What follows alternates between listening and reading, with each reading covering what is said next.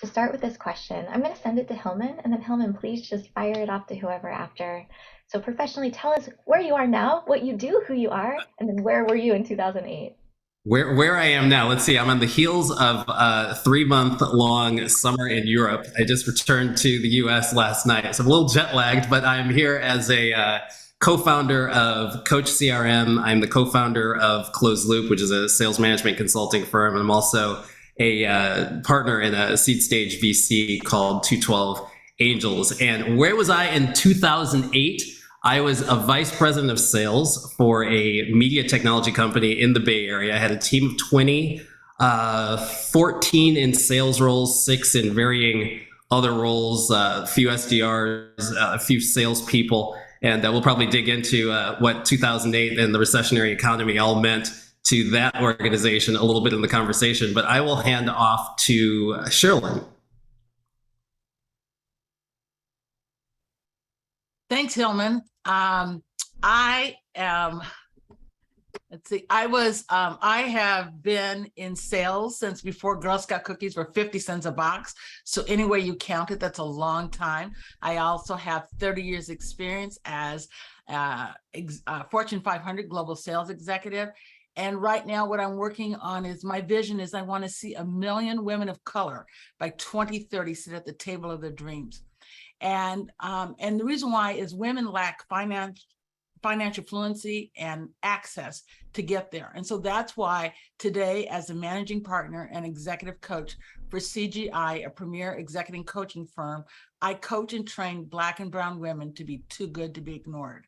In 2008, I was the vice president of account management and client services for a SaaS company selling into the life science industry. And I had about 85 people that reported into me on my team, business development, account management, customers, client success. And that year we focused on just re-strategizing everything. And with that, I'll move over to Mary. Thanks so much, Sherilyn. Appreciate the background and the focus in bringing more diversity within B2B selling. I spent a lot of time focusing on that as well.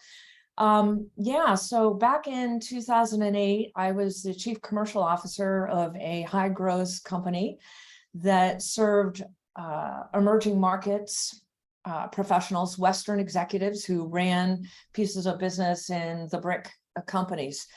And it was a very, very interesting time. And when I came in and joined the company, I didn't know at the time, but there wasn't a lot of run rate in terms of ability to make sure that we could stay in business. And so I came in very, very quickly, hired some really great people. And one of those folks is actually on the call with me here. So I'll turn over to Mike Murray, who was my number one at the time that I ran this global sales organization. Great. Well, thank you, Mary, for the kind introduction. As Mary said, my name is Mike Murray. Currently today, I'm the Chief Revenue Officer of a company called GoMoto. That's a division of Reynolds and Reynolds Company, which some of you may or may not have heard of. It's the largest companies in the auto software business today. As Mary mentioned, in 2008, 2009, we were working for a smaller organization that was trying to find itself from a product perspective, to find itself in who the markets were they were calling on, and at a difficult time trying to find that footing on an international marketplace. So I had a sales team. Mary was the chief revenue officer. I was the vice president of sales. We had teams in the UK, Miami, North America, and then we had them in Singapore as well. So we were pretty spread out globally, and that's what our focus was. So I'm glad to be here today to share some insights and things we learned, and maybe some things we shouldn't have learned along the way. So thanks for having me, and I'll kick it back to Kendra.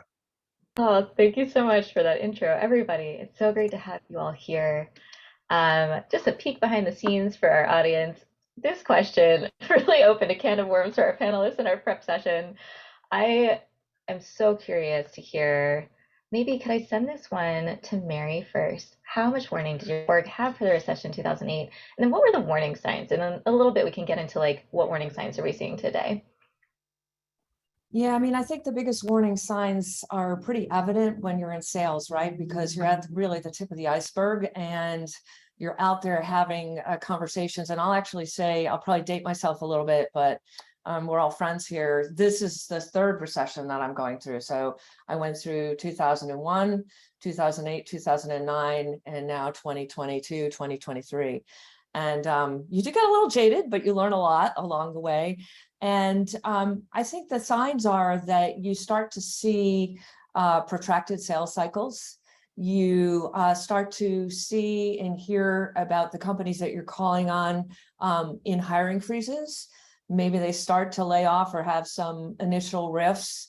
You see companies start to have difficulties in making payments if they owe you payments. And you're just seeing a lot more objections in terms of the overall sales cycle. So those are some of the generalities that I've observed. And I do think in sales, you know when a recession is coming, probably 6 to 9 months before the rest of the world who isn't quite as in touch as we are.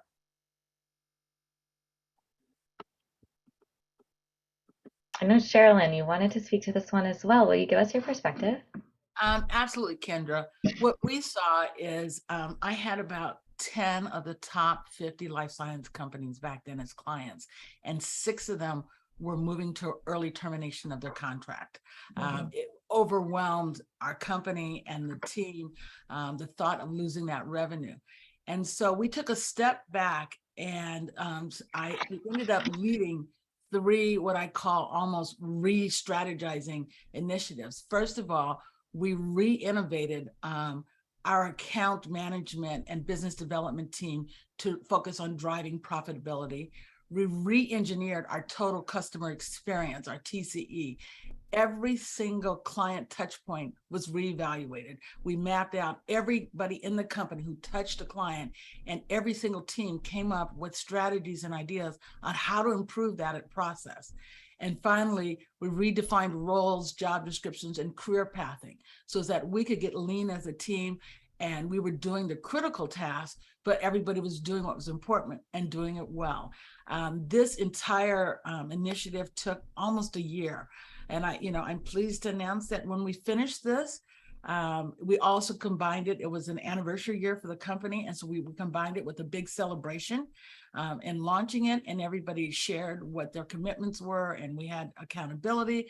But the big thing was, not only did we retain all 6 of those clients, we added 5 additional logos and doubled our revenue. So my team went from 42.4 million to 83 million in 2 years by doing that. So it was a tough year, but I would encourage people to step back and make clients first. I know that there are several companies out there that have that initiative, and I believe that that's what it is. And so we had everybody who touched the client think about how they could do it better. I mean, from the phone calls coming in to implementations to legal, everybody who touched clients changed how they worked.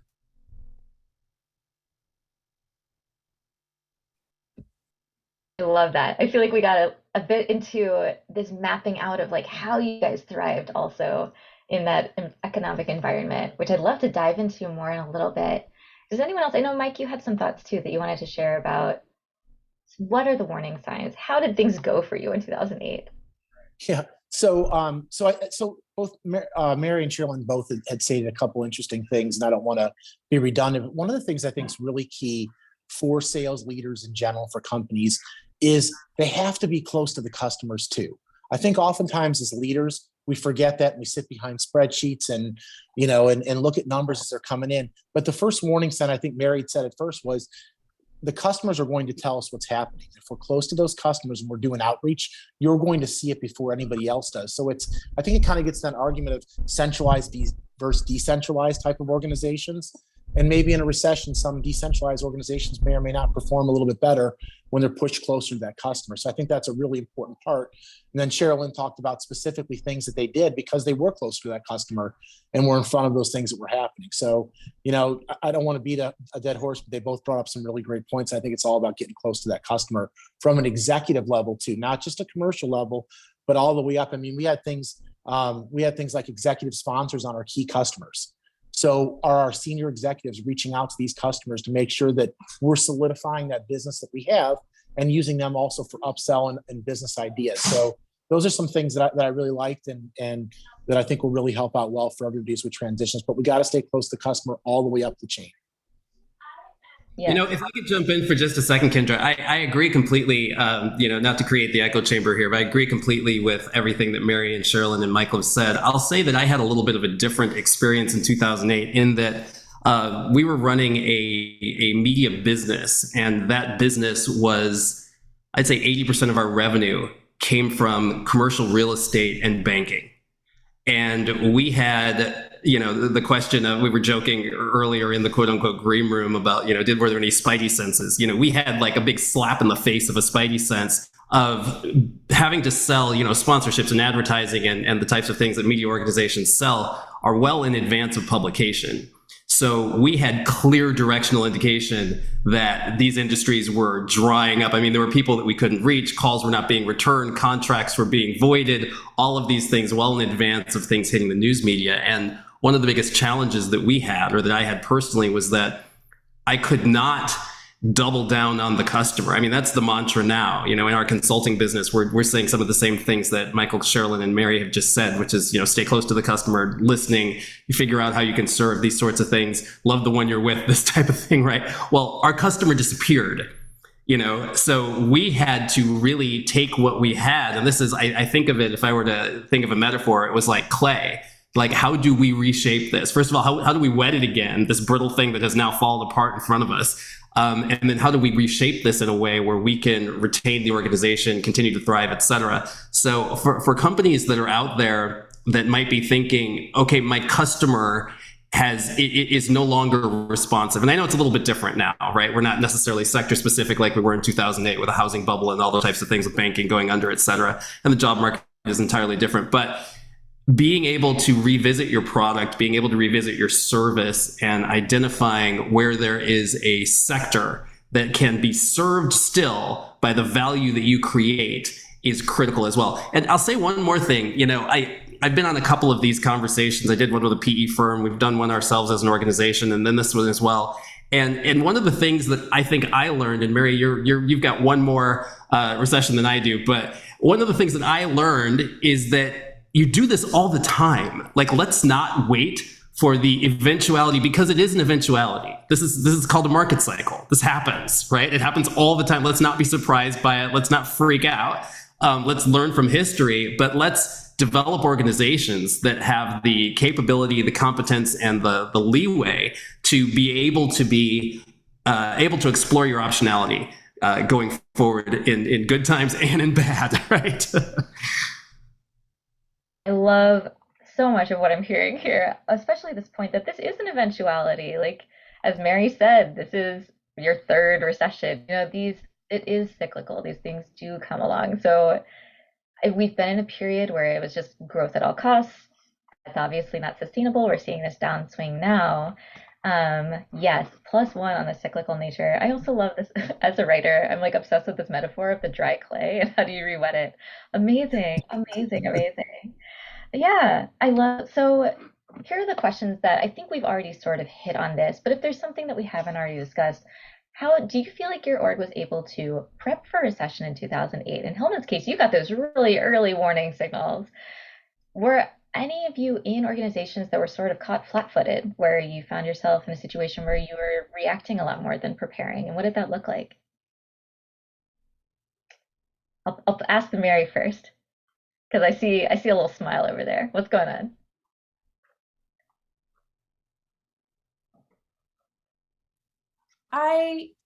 That's a difficult question. I mean, I think, when a recession happens and it starts and you sort of see it, it's happening, and then it cascades really, really quickly. Things happen really, really quickly. And I don't feel like we were flat-footed. I feel like Mike and I knew exactly what we were dealing with. It was very, very challenging at that time.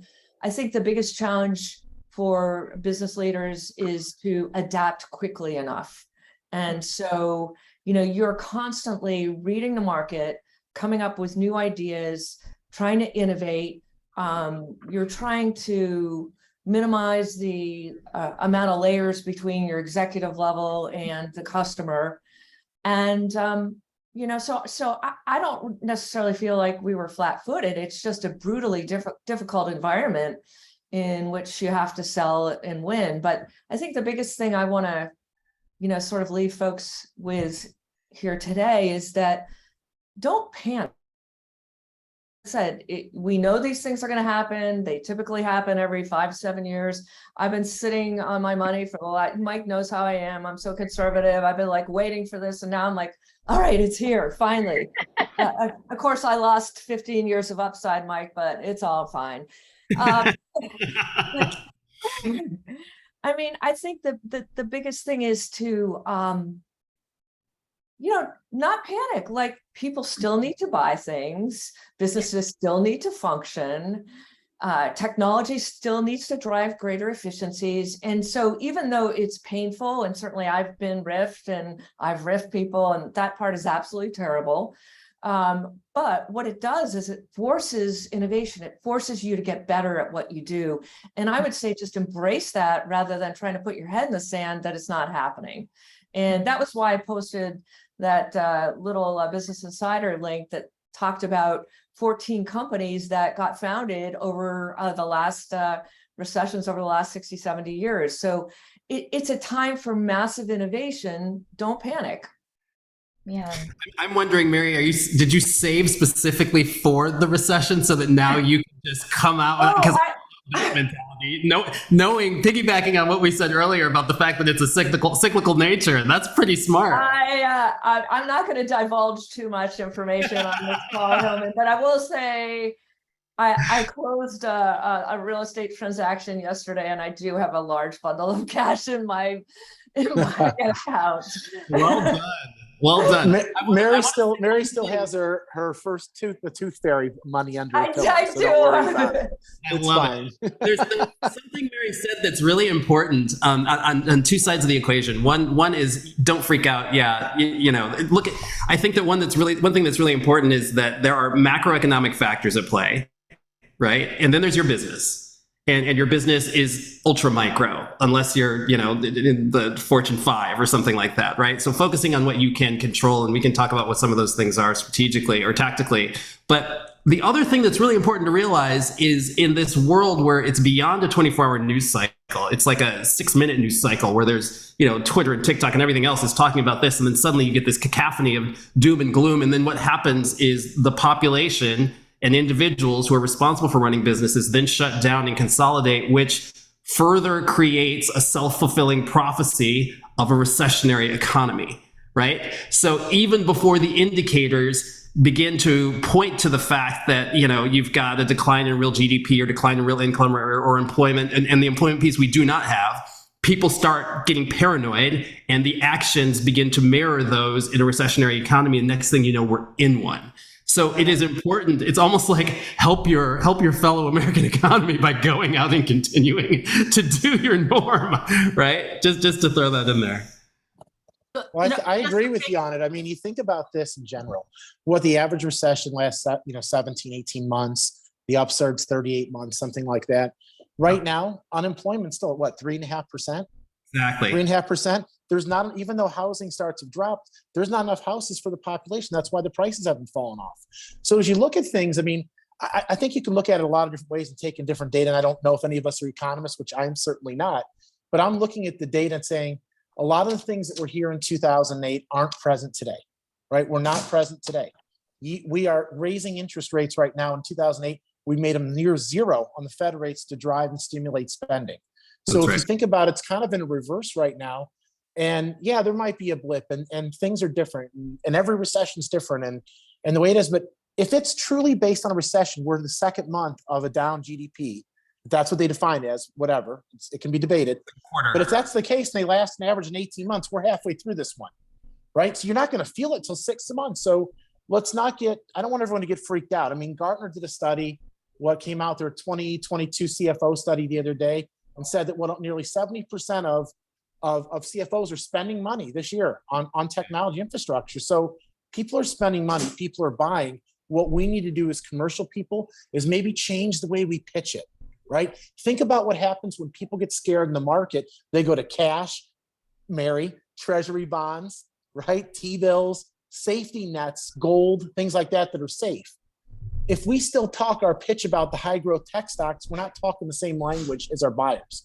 We need to think about them running to safety and security a little bit and talk about how we're going to help them preserve their job, preserve the future, protect their company. So I think a little bit revolves around us just changing the way that we talk about what we already have and what we already do. There's probably a new value prop in there for all of us to extend beyond what we thought was easy today with high growth. Look at how much revenue we can bring. Change it a little bit. And I think that we're all going to be sitting in pretty good shape. So Hilmon, thanks for taking us down that path. Yeah, I want to touch on what Hilmon mentioned there when he said revisit value, and the same thing that Mike said. So Kendra, I know when we introduced ourselves, you asked us to give a little insight about what we do, and I'm about taking action. I'm getting close to my clients, and so one of the things that one of my mentors said to me, Cherilynn, is if you criticize people, raise their defensiveness, but if you challenge people, you raise their game. So I'm going to challenge all of our listeners today to think about what action you can do. Mary said, don't put your head in the sand. Well, I'm going to turn it around to challenge you think about an action. And so one of the things that I would challenge you to do is get close to your clients. Find out from them, what are they doing well? What do they wish they could do better during this time? And then leverage that insight and rewrite your value story and come to values to address what they wish they could do better. Also ask them, what does the future look like for you? Where do you see yourself in a year? Where do you see yourself 2 years? And rewrite your value story to address their future and what they wish they could do well. That way you're taking action, you're being innovative. And when I talked about re-engineering and re-innovating, we were quick, we were fast, and we just did it. I mean, we were very strategic, but we changed everything. And when you talk about every single touch point in our company changed. Every single thing we did a total customer experience in the entire company, from the CEO down to our maintenance team. Putting out signs, welcoming customers. Everybody came up with ideas. Mary, I'm going to turn it back to you, or Kendra. Yeah, I'm just going to jump in. I love what you said, Cherilynn. And I would also use this time to reinvent yourself as a professional and personally and professionally. I know a lot of that happened in the so-called Great Resignation, but in these difficult times, it's a great opportunity to take a step back and say, what do I need to do to reinvent myself, to make myself even more relevant when we come out of this downturn? How can I be more effective, more successful, better poised? How can I have a bigger and better brand? One of the things that Mike and I did in our venture was that we invested very, very heavily in an outsourced sales training company. And I don't mind saying it was value selling, which I think did an absolutely terrific job. And you could say, how could a chief revenue officer go out and spend $250,000 on sales training when you're making cuts and your organization is getting smaller? But this is actually just the time to invest in your talent, or to invest yourself in your own talent. So I think, take a pause and think about what you can do a lot better.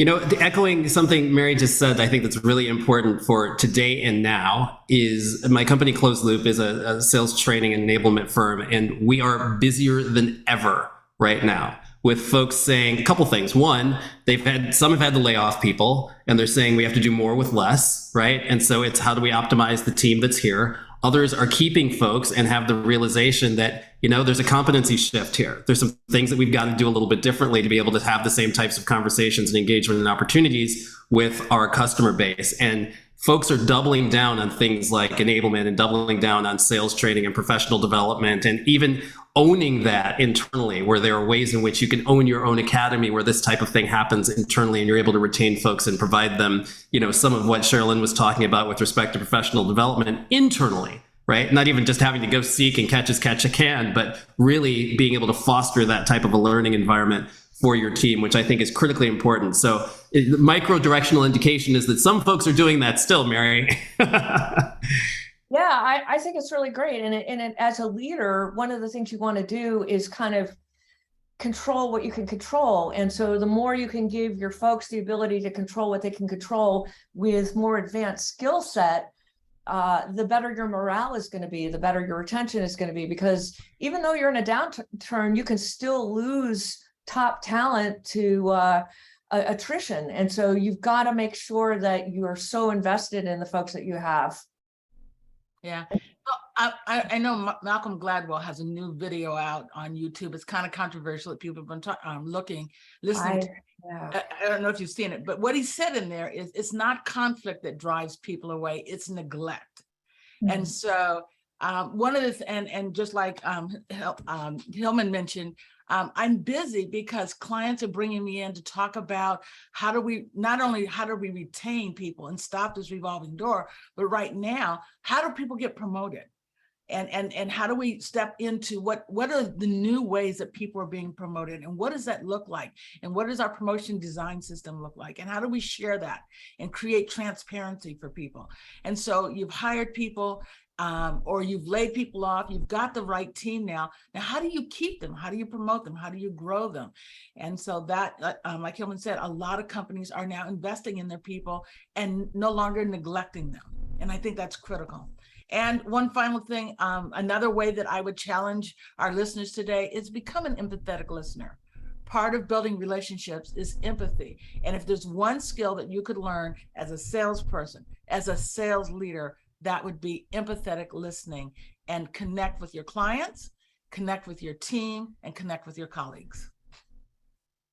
I love hearing that. And I want to say also, I feel like I see two different kind of strategies emerging, or that we're discussing in this conversation. There are the companies that are doing like strategic layoffs and then saying, here's my team, here's what I'm going to do. I'm going to do more with less. And then there's the companies that are sort of doubling down on the people that they have. And that can be doubling down on your clients. That can be doubling down on your workforce. We've talked about getting close to your clients, getting really close to your teams, making sure you've got the right people there. And I feel like the latter, at least, is such a balm for that sense of panic that we've been talking about. Like, I think people are really, really freaked out. We hear recession and we don't know what it means. If you go on LinkedIn, it's just layoffs after layoffs after layoffs, and it can seem really, really scary. And so hearing that there is a powerful way forward that is doubling down on your people is really, really heartening. And I hope that brings some comfort. I know we have a mix of leaders and ICs on this call today, but I hope that brings some comfort to the people who are here. One thing that's important in that respect and in that context is to be consistent. I know I keep beating this drum of like, this is not an episodic thing, right? Where you suddenly ad hoc go, oh God, recession. Okay, let's look at our people. Like, I mean, if that's you, great, you finally came around, but I don't know what kind of management organization you were running before. Like, coach your folks, have conversations, open dialogues, be transparent about what's happening in the business, talk to your team, talk to your customers. I mean, these things, you could have renamed this what is this, a webinar, whatever we're doing. You could have renamed these boxes something else, which is like best practices for organizational management, and our themes would be the same. You could probably feel the frustration in my voice, but it's just, I don't know, good times or bad, I don't know how you overlook these things if you're optimizing an organization. Yeah, 1000%. We did have a question come in the chat that I think is a sort of like divergence from where we are now. This was several seconds ago. But I'd love to pitch this to the group. What are your thoughts on new ways to use a downturn to prepare for long-term viable market pivots that are disruptive?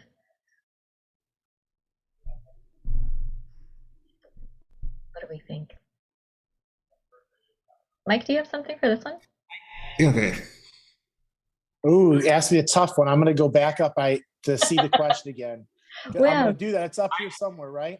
Can we ask the question of the questioner, which is, it would help to know what industry you're in. If you're in tech, I've got an answer for you that's different than if you're a service-based business.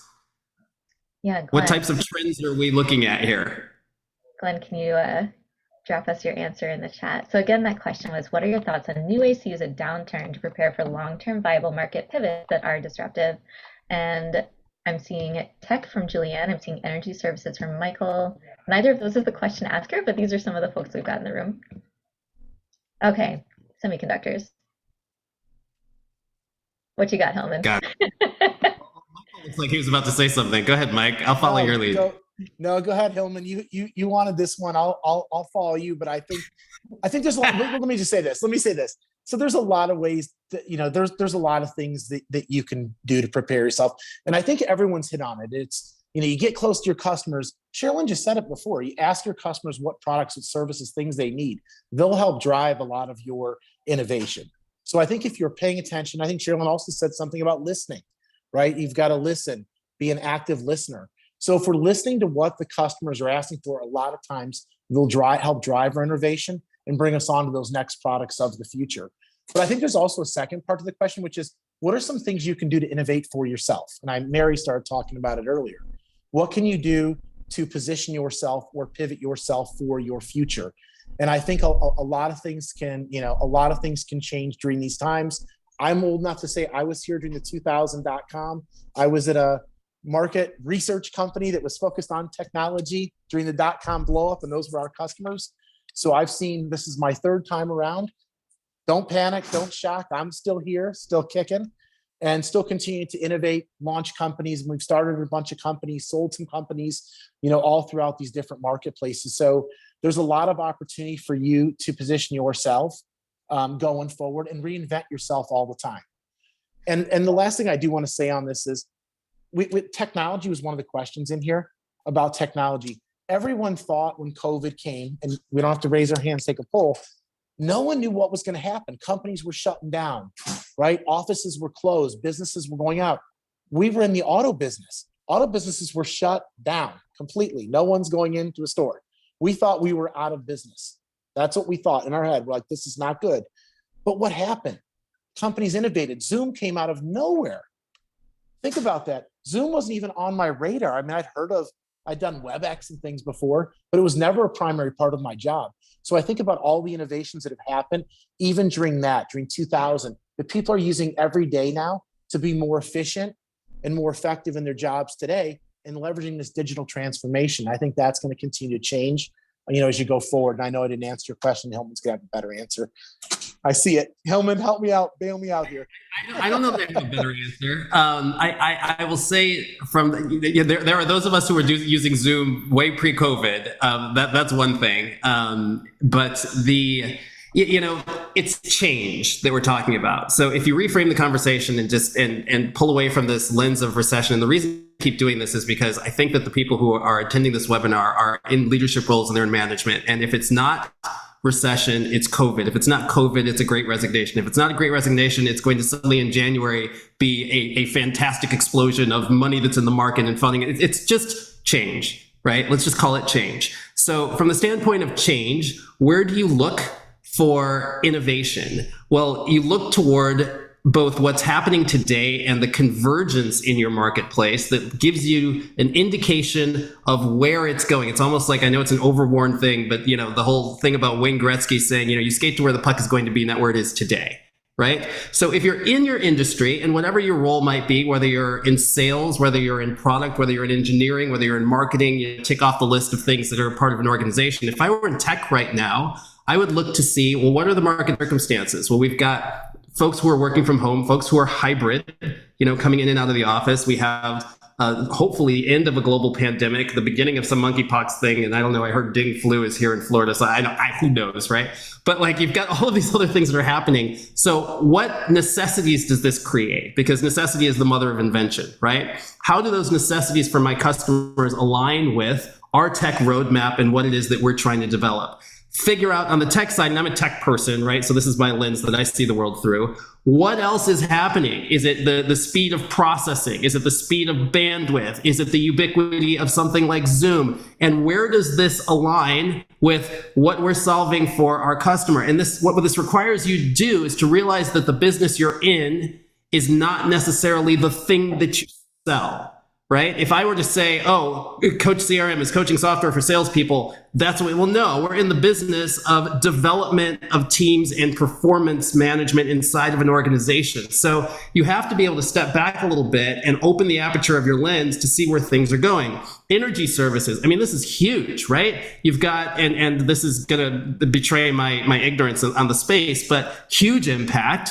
with Russia's invasion of Ukraine, right? And now I'm hearing, like I said, I was in Europe over the summer up until a couple of days ago, and everything's moving back to coal, where we thought this was an opportunity to start moving to sustainable energy. No, that doesn't happen as quickly as we think it does, but coal is easier, not easy, but easier for countries to be able to get as we move into the winter, where we're going to start having to heat. So, I mean, you start looking at these trends and it's like, well, what can we do? And then how do we step our way to get there from where we are today so that we can actually meet that puck where it's going? Semiconductors, I know nothing about that. Sorry. I think all of us would kill to have Hilmon's crystal ball. Mary, I know you've got something. Yeah, I mean, there's been so many great comments here, but I think the biggest thing I want to leave everyone with, having been through a trifecta of recessions, is that the status quo approach to going to market isn't going to cut it when you're in a downturn. It just won't. And so I've been thinking a lot about growth and profitable growth and growth at all costs. And now the market wants profitable growth. And so when you think about the valuations and the investments and the growth that's been happening, it's almost been like a veneer, and then once you start getting beneath the surface as the growth stops, you see sort of the chunks in the armor, the dents in the armor. And so if you want to pivot, you've got to really take a hard look at everything you do from process. So what do your processes look like? How do you improve those? How do you make them more efficient? What does your sales tech stack look like? How do you consolidate that and create better efficiencies by working with, 6 vendors instead of 26 vendors or 206 vendors if you're some of the well-known tech companies that are out there? How do you actually go out and hire better talent? Because you're going to need to have everything that you do, you're going to need to do better in this type of environment. And at the end of the day, if you do that and you embrace it, you're going to come out in a great position to take advantage of the upmarket when it shows itself. Cherilynn, did you have something? I thought I saw you. Yeah. So a couple of things, touch on what Mary said. Yes, we may have a lot of leaders on this call and listening to us, but I always challenge people to lead from the middle. So wherever you are, re-engineer, reinvent what you do touch. And doing that will position you as a leader. It will position you for promotion moving forward. And so, control what you can control. And so look at the cross-functional areas. Back in 2008, like I said, I re-engineered with HR. I partnered with HR to rechange our job titles, our roles and responsibilities. I wasn't in HR, but I went to them and I was like, this is not working. We cannot meet our clients' needs like this. We need to redo this. I met with our leadership team and said, we have to change how we approach our clients and how we work with clients. And I was a VP, but it wasn't an executive position. And I just reached into the other areas and led. So this is when leaders rise. And so regardless of your title, I would challenge you to lead. And one of the things that Hilmon talked about was when he said, broaden your aperture. It's about insight. So when, one of my clients sells into the trucking industry, and when we did some research on trends in the trucking industry, they're having this huge problem with missing trucks, missing supplies, because of the supply chain, there's this theft going on. Well, you can't just sell into the trucking industry and say, this is what I do with trucking industry without talking about the lost trucks and the lost supply chain. And so that's what I mean is you have to, so when you broaden it, look for insights into this trend and tie it back to what you can do to create value for them. And so I had a client change their value proposition to address those missing trucks and being able to track and find those. And, their open rate of their emails went from 4% to 14% just by changing the value proposition. And looking at the insight, and the insights are there. The insights are on value line. Read the industry analysis and look at what's going on with those industries, and it will give you some insight into what's going on. And then that's what you have to address. I love this point too about leading from the middle. One of the questions that I've got, because I know we do have a mix of leaders and ICs in here, is as an IC, especially in the sales space, what would you recommend folks do right now? I love it. What do we recommend salespeople do right now? In my opinion, there's a couple things. One is, and I said it earlier, I would adjust my pitch to meet the tone of the marketplace, right? There is something in it, and Hilmon talked about it with the story and finding what differentiates and finding your place for each market. Find what hits and what resonates now. I said earlier, when the market hits the fan, you run for gold, you run for safety. People and jobs are no different. People buy for a lot of reasons, right? Emotion, whatever it might be, fear, uncertainty, doubt, all the other things that happen. Find that common ground and apply to what they're doing today. So I would do that. Number two is I'd find my best customer. Who are my ideal customers? Do I know who those customers are? And I'd get narrow and focus, right? I'd get really narrow and focus in on those key companies, those key organizations that we want to go after today. I would do the training, as I mentioned. I don't care if you use Challenger, Solution, Value, Vision, DEI, Impacts, doesn't matter to me. Get a good methodology and stick with it. It's tried and true. As long as your team uses it, it's consistent with it, it's tried and true to work no matter what it is. A lot of companies apply different thoughts, but you got to have a methodology and a process to make sure to maintain success. You should top grade your talent, right? If you're a sales leader, top grade your talent. Train, invest in keeping your talent. People are going to come after your top people. So make sure that you're investing in them and investing in your side of it. The other thing that I think you need to do is you need to avoid price cuts. I'm going to say it here. I'm sure it's probably an open thing. Avoid a price cut. To me, a price cut says, my product's cheap. I've been overcharging you for years. And now I got you. And then finally, I think it devalues the salesperson. I think there's a lot of things you can do differently to make the pie bigger. I've always talked about making a pie bigger. It's easier to divide when the pie's bigger. When everyone wins, we all win. When we all share and sitting at the table, Cherilynn mentioned getting women of color at the table. When we all share in the table, when we all make the pie bigger, it's good for everybody. Think about that in your negotiations. Don't discount your product. Sell the value. Sell it because it's there. Make the pie bigger. It's easier to go from provide value, customer service, touch points, whatever it is. So those are kind of the things that I think about if I'm a salesperson or a sales leader, is focusing on those 6 things right now to kind of drive through this market. Yeah, I want to just jump on there, and I already said, invest in yourself and invest in your own talent and your growth, and make sure you're growing. I use the time to hire an executive coach. And you're not always going to get your business, your company to pay for it. I believed in myself and I spent the money, and Cherilynn, it's not a trivial amount of money. It's a big investment, and make that investment and make the time. The other thing I would say is focus on your physical and mental health and wellness. We haven't really touched on that, but sales is a high pressure job. When, as Mike says, the market hits the fan, the pressure ratchets it up for everybody. So, back in 2008, I did a bunch of triathlons, and that was to make me stay fit and get me out of my head about thinking about this all the time. So develop a new hobby, get outside, whatever it is that makes you whole. I would say you've got to double down on that during these difficult times. Good point, Mary. I remember that I started training for marathons back then, and so that was one thing. As I see today, one thing I would do to kind of piggyback on what Mike said. So I mentioned value line, and I just want to be clear. So if I was an IC, I would go to your library. If you don't have a library card, get one. You get it virtually. Go online, and value line is a free resource that every public library has. It's very expensive unless your company has it. And what happens on Value Line is every single industry, there's a quarterly update about what's going on with the industry trends. And also there's an independent analysis report of publicly traded companies.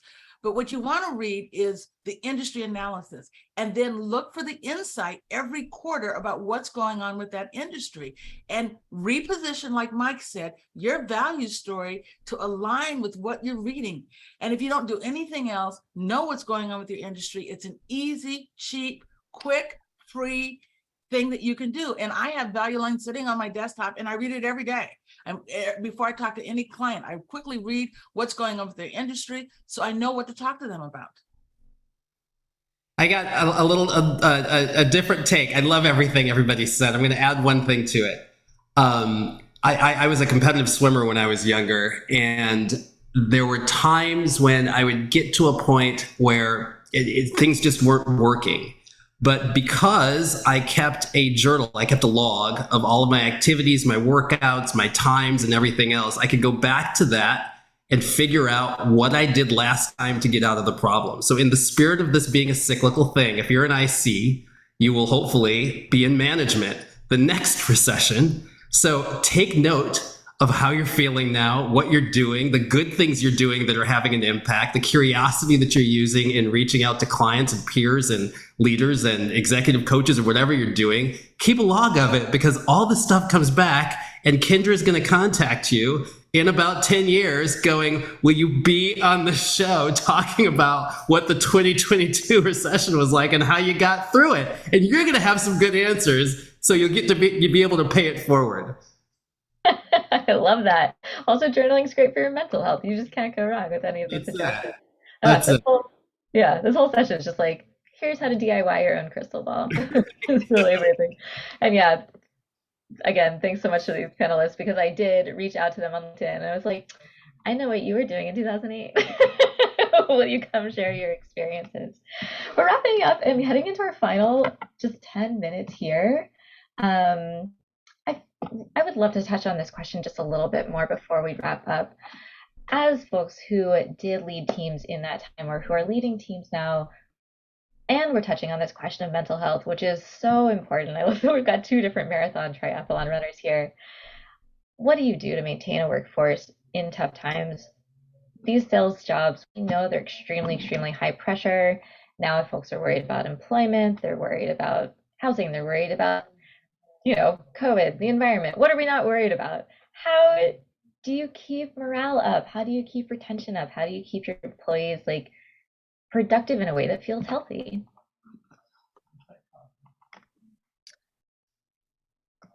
So I tell people to see your people, and there's 3 ways that I talk about seeing your people. The first one is see them as a person. Are they a working mom? Are they are they living by themselves right now and really want to be encouraged to come back into the office, because we need people, we need to connect. So see them as a person. Number 2, see them for the value they contribute. I hear so many people saying, my managers just constantly sell more, and they don't even acknowledge what I did. Say thank you. See them, see the value that they're contributing, and finally, see them in your future. So when you say, I'm pushing to be COO, but I see you leading this team. I see you as an enterprise salesperson. I see you running this large account. So let them know that you see them in your future as you're moving forward, see the value they bring, and see them as a person. The second thing that I encourage people to do is shout out on social media what your team is doing. And there's a couple ways you can do that and still be humble and relatable. One is to say thank you publicly for them. So thank your team for what they're doing. Thank them for hitting their quota. Thank them for bringing in those big deals, and shout it out on LinkedIn so other people can see them. Number 2, recognize their vulnerability. Did you have somebody who was afraid of presenting, who gave a great team training? Shouting them out and sharing that. Recognizing any growth, somebody who's had major growth. Also recognizing somebody's vision. Because I talk about my vision so much of creating a place at the table, I'm constantly getting shouted out and thanked by people for helping people sit at the table of their dreams. So if somebody has a mission, somebody has worked hard, somebody show appreciation. So I think LinkedIn or any of the social media is a great place to shout out about your team, share about your team, or internally. And those are a couple ways that you can and still be humble and relatable. I love that. Anyone else, or do you just drive your teams into the ground brutally? Yeah. I'll add to that. I think those are all, I love that. Be seen, right? See people, see them. So I love that. The simplicity of it just is it's an easy message that I think all of us can take forward. And sometimes when the pressure's on as leaders in sales, sometimes we forget those things, that there are other people, and people are looking to us as leaders inside organizations to set the pace, to set the tone.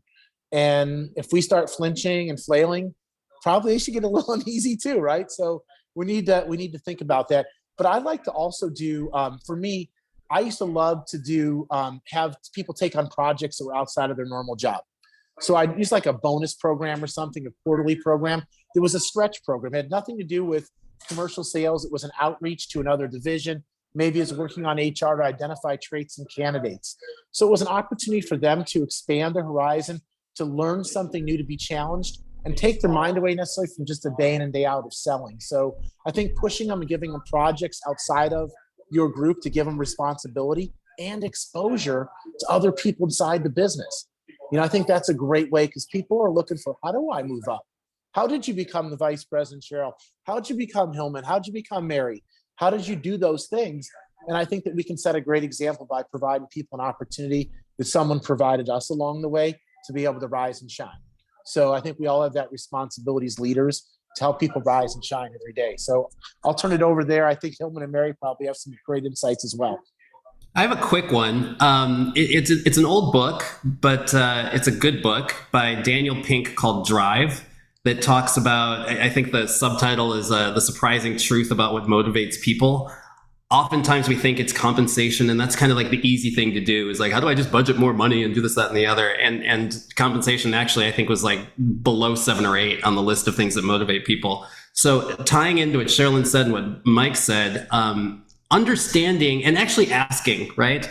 Understanding what motivates folks and what folks need is really critical, and being able to take the reins on that and not managing your teams as a homogenous kind of amoeba, but realizing that you've got a Kendra, you've got a Mary, you've got a Michael, you've got a Cherilynn, and that they have different needs. I know it sounds exhausting and all the things that a manager has to do, but manager means that you have people.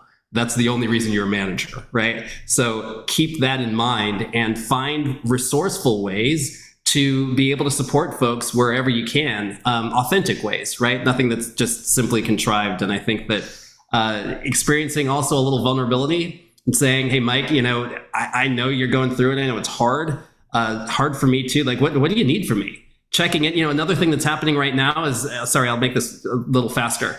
When you've got Zoom or pick your, video conferencing tool, one of the challenges is that every meeting on your calendar is a little bit formal if you're working from home or if you're remote, right? It's like, oh, I'm meeting with Cherilynn because we're talking about the thing at 9:30, and I meet with Mary because we're talking about the other thing at 10:15. And you don't get these ad hoc kind of incidental, I bumped into you in the lobby or in the, at your desk or at the quote unquote water cooler, creating that intentionally and just checking in on Kendra in the morning. Hey, saw you're about to start your day. How was last night? What's going on? Anything that I need to know? Whatever.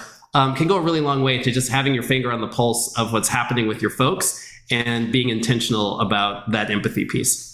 Hilmon, years ago, we called that picking up the phone. Just pick up the phone and call your people. That's it. Don't schedule Zoom.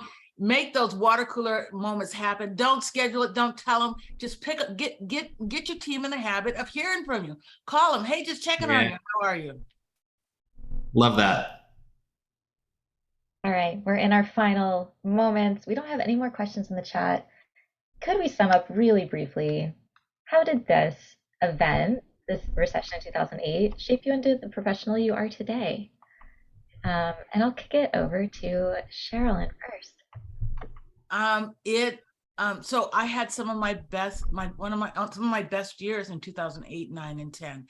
And I learned that I could not only be strategic, but pull it through and get results.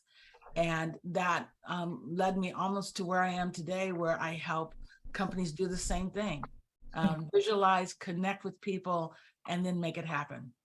And so take care of yourself, take care of your people, and they will help take care of your company, your clients, and your team. I love that. Mike, how about you? Yeah, I think that one of the things that 2008, 2009 really shaped for me was creating a through word for myself. And I think that someone asked me this once, like, what's your through word? And if people haven't asked this yet or you haven't thought about it, think about it. What's the word that defines you, that takes you through everything you've done? And for me, I always said it's a builder, right? That's a builder. I build teams, I build revenue, I build individuals, I build products, I build companies. I'm a builder. What's your through word? And it helped me define what mine was. And from 2008, I went out and launched 3 different companies that I've successfully started and sold over the last 3 years. And now I'm running one of those portfolio companies in a big multi-billion-dollar organization. So, I think take the time, define who you are.